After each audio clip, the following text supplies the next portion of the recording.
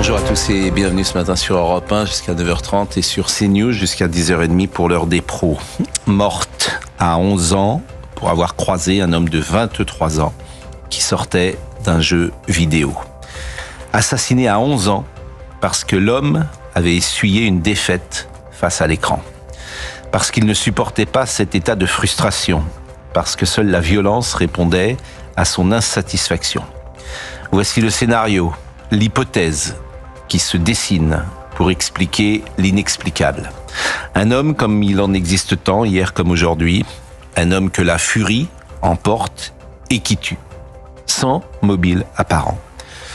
Que dire sinon que le mal existe, qu'il ne semble parfois avoir aucune cause, qu'il plonge les uns et les autres dans un état de sidération, d'incompréhension, de tristesse et de colère bien sûr. Pourquoi ? Pourquoi Louise ? Pourquoi elle ? J'entends depuis hier les témoignages des uns et des autres. Tous rapportent la même incrédulité et le même questionnement. Pourquoi ? L'assassinat d'un enfant déclenche une vague d'émotions qui unit tous les Français dans le malheur. Tous sont concernés. La mort de Louise n'échappe pas à la règle, comme hier Philippe Bertrand ou Grégory Villemain. Et c'est bien sûr à elle et à sa famille que toutes nos pensées convergent ce matin. Il est 9h01, Chana Lousteau. 9h, 9h30, l'heure des pros sur CNews et Europe 1.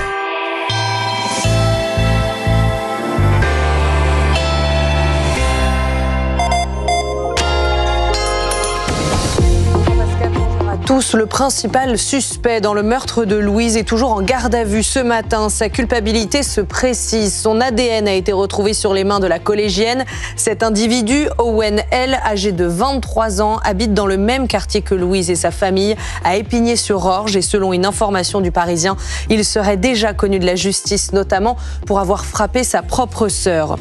Les suites de l'enquête sur la rixe à Damary-Lélis pendant un match de foot amateur. Un joueur du club de Meaux a passé la nuit en prison. Il a été mis en examen et écroué hier pour tentative d'homicide. Il a 19 ans. C'est lui qui est suspecté d'avoir poignardé l'un des assaillants. La victime, toujours placée dans un coma artificiel, était venue avec d'autres individus pour en découdre avec l'équipe de Meaux.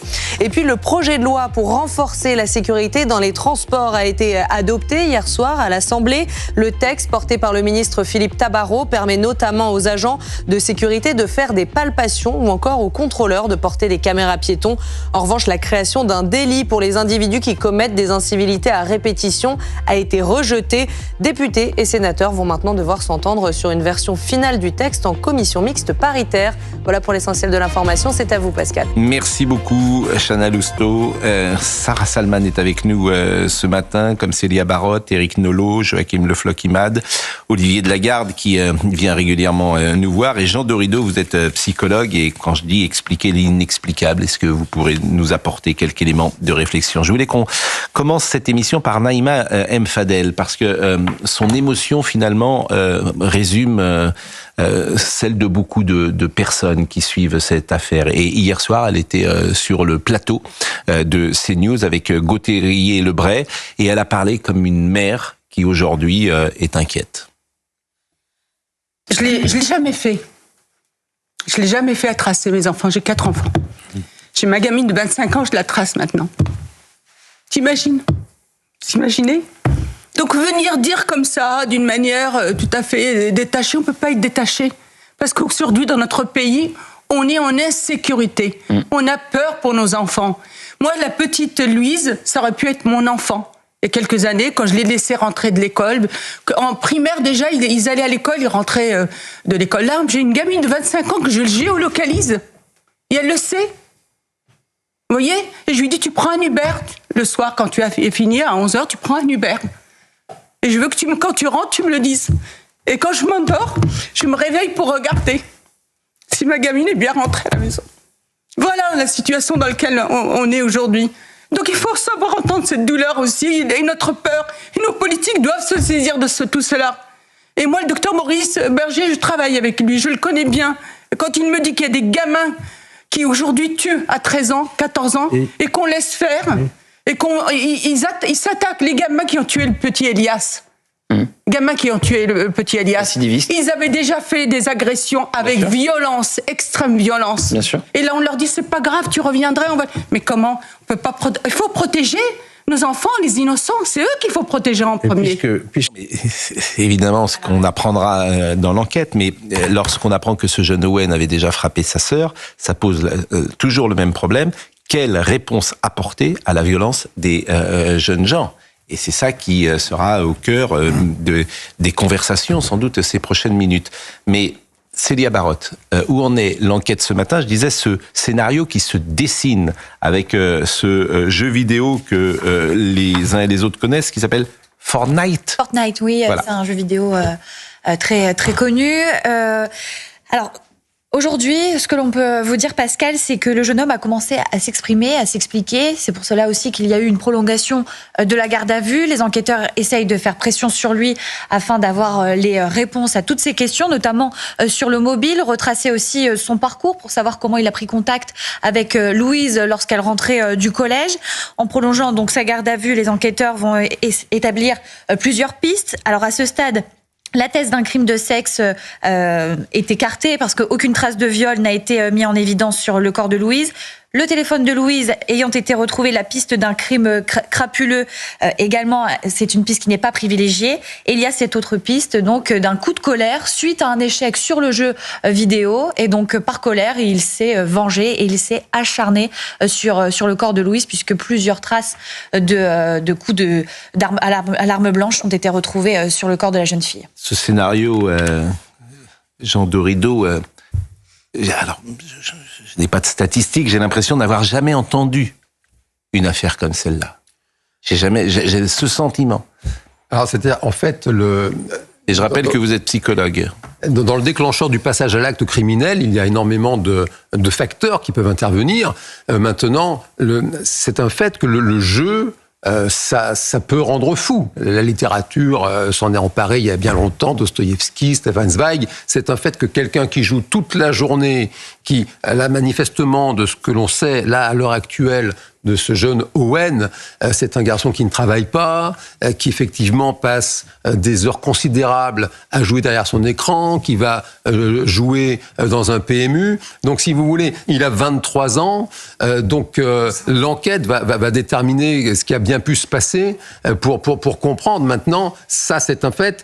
Même dans la littérature scientifique internationale, on appelle ça le gaming disorder en anglais, le fait, voilà, d'avoir des troubles psychique de par un usage très excessif du jeu en ligne, oui, c'est quelque chose qui est documenté et qui peut créer les conditions d'un passage à l'acte criminel et odieux. Surtout que pour ajouter sur sa personnalité, on a appris que il était sans emploi, qu'il passait ses journées au tabac PMU de la commune. Ses journées étaient rythmées entre les jeux vidéo, un passage à la supérette et être en terrasse au bar tabac. Mais tout ce que j'entendrai ces prochaines minutes ne justifieront jamais cela, ou n'expliqueront même jamais cela. Quand je dis c'est l'inexplicable... Ils ont bon dos, les jeux vidéo, pardonnez-moi, mais à chaque fois on nous dit oui, c'est les jeux vidéo. Moi, j'ai beaucoup joué aux jeux vidéo. Je vais vous dire que j'ai jamais tapé personne. À chaque fois, on nous dit oui, mais vous savez, vous inquiétez pas, je jouais beaucoup. Et puis finalement, quand on joue aux jeux vidéo, on voit et on reproduit. Non, ça c'est. Enfin, je suis pas psy, mais vous pouvez pas croire. Psychologique quand même. Ouais. Voilà. Non, mais ça veut dire qu'il y a un terreau psychiatrique très fort qui est peut-être accentué par les jeux vidéo. Mais il faut arrêter de dire parce qu'on a joué aux jeux vidéo, on tue quelqu'un. Je pense que. Écoutons Bruno Retailleau qui s'est exprimé. Ma chère madame, pas vous, mais il y a beaucoup de gens qui le disent. Il faut comprendre que l'excès est très toxique et vous avez des substances, l'alcool, la cocaïne, le cannabis, la drogue en général, ça peut créer les conditions d'un passage à l'acte. Le Japon est aussi le champion du monde. Le responsable du crime, la justice quand même fait son travail. Le responsable du crime, c'est évidemment le criminel. Je voulais vous faire écouter. Hier, on était avec Gilbert Collard, qui a parlé de la jouissance de l'assassin.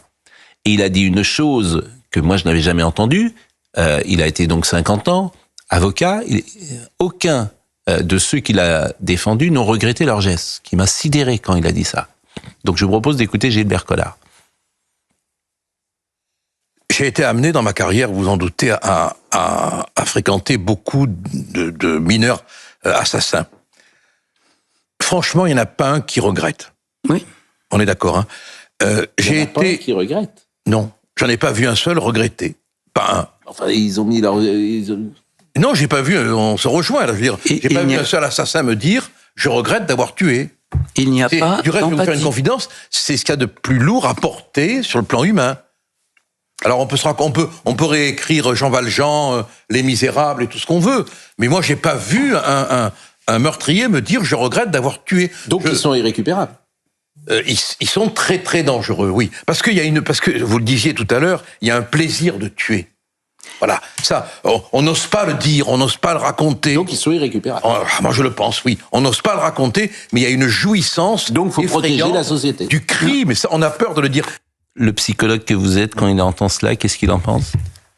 Il faut recontextualiser, hein. Monsieur Collard, c'est un monsieur qui fait de la politique aujourd'hui, hein. Donc sa parole. Non, là, il n'en fait plus. Là, c'est une parole libre. Là, il faut bien comprendre qu'il y a parle de jouissance. Moi, c'est ça qui m'intéresse. Il parle de jouissance. Nous sommes 9 milliards d'êtres humains sur Terre. Il y a des profils psychologiques. Et c'est un fait qu'il y a des individus qui sont, par exemple, psychopathes ou sociopathes. Ce sont des personnes qui n'ont aucune empathie.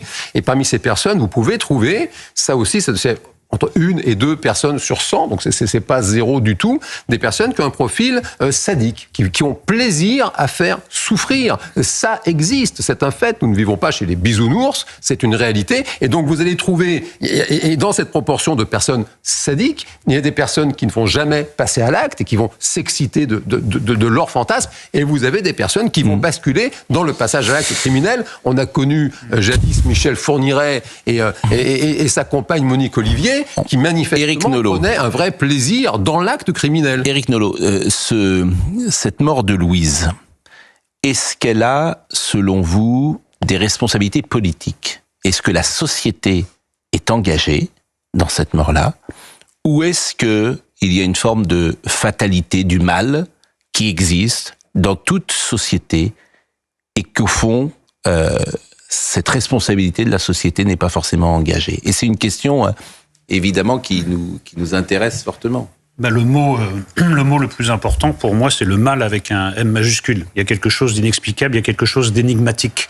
Parce qu'en effet, 99,9% des gens sont incapables de céder comme ça au mal, surtout un être sans défense, une fillette de 11 ans. Donc moi, je ne peux pas évacuer la dimension métaphysique, ça me fascine au sens littéral du mot. Après, oui, il y a une responsabilité politique, parce que moi, je trouve qu'il faut laisser transparaître son émotion, parce que je trouve que ça se banalise un peu trop. C'est tellement à répétition, ce genre de faits divers atroces, qu'on finit par moins réagir. Donc j'étais très ému par l'intervention tout à l'heure d'une mère qui laisse transparaître son émotion, et je trouve que la réponse des pouvoirs publics n'est pas à la hauteur. Il y a quelque chose qui ne va pas.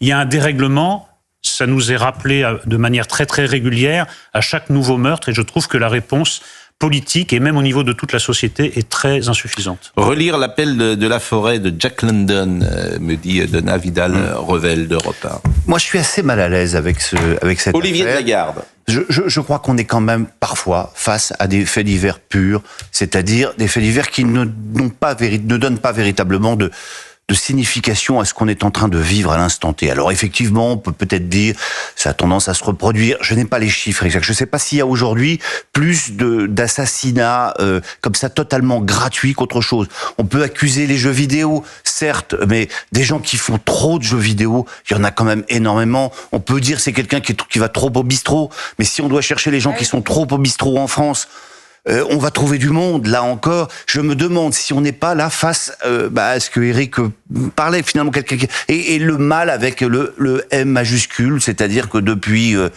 la nuit des temps, on se retrouve face à des individus, et je parle sous le contrôle du psychologue, qui sont... on ne comprend pas pourquoi, sans raison, qui deviennent des meurtriers. On a quand même l'impression... Joachim Le Floch-Imad. On a quand même l'impression que ce genre de drame tend à se reproduire de plus en plus. Il y a une invariabilité de la condition humaine, mais en revanche, il y a une variabilité des statistiques. Et on voit que depuis 2017, les tentatives d'homicide en France ont augmenté de 88%. Alors, je pense pas que la cause, ce soit les jeux vidéo, facteur qu'Emmanuel Macron avait d'ailleurs mis en avant au moment des émeutes. C'est plutôt, à mon avis, le clanisme, l'ensauvagement, l'effondrement de l'empathie, la crise de l'éducation.